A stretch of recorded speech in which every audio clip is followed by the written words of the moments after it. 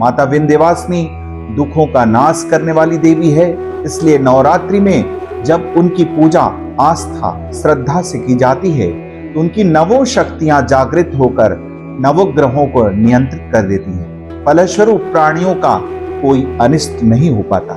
इसलिए विंध्यवासिनी की 9 शक्तियों को जागृत करने के लिए ही माता के नवार्ण मंत्र का जाप किया जाता है। नवार्ण मंत्र 9 अक्षरों वाला मंत्र है।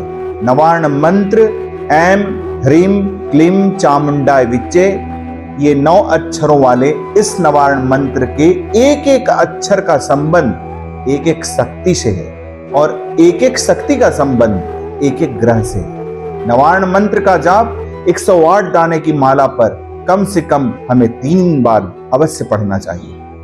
ब्रह्मांड के सारे ग्रह एकत्रित होकर जब सक्रिय हो जाते हैं तब उसका दुष्प्रभाव प्राणियों पर पड़ता है।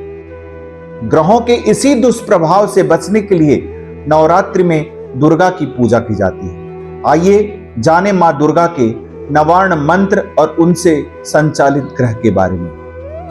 नवार्ण मंत्र के 9 अक्षरों में पहला अक्षर है ऐं।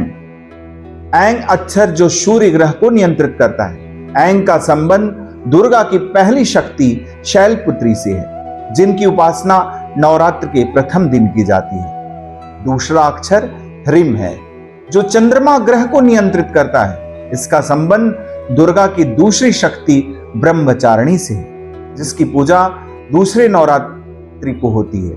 मंत्र का तीसरा अक्षर क्लीं है, जो मंगल ग्रह को नियंत्रित करता है और इसका संबंध नवरात्र के तीसरे दिन की देवी चंद्रघंटा से है। मंत्र का चौथा अक्षर चा है, जो बुध ग्रह को नियंत्रित करता है और इसका संबंध नवरात्र के चौथे दिन की देवी माता कुष्मांडा से है। इसी प्रकार मंत्र का 5वां अक्षर मुम है, जो बृहस्पति ग्रह को नियंत्रित कर नवरात्र की 5वीं शक्ति स्कंद माता से संबंध रखता है। वहीं इस मंत्र का 6ठा अक्षर डा है, जो शुक्र ग्रह को नियंत्रित करता है और इसका संबंध नवरात्र के 6ठे दिन की देवी कात्यायनी से है।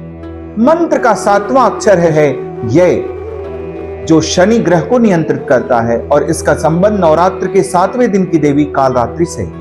वैसे ही इस नवार्ण मंत्र का 8वां अक्षर वी है, जो राहु ग्रह को नियंत्रित करने का काम करता है और इसका संबंध नवरात्र के 8वें दिन की देवी महागौरी से।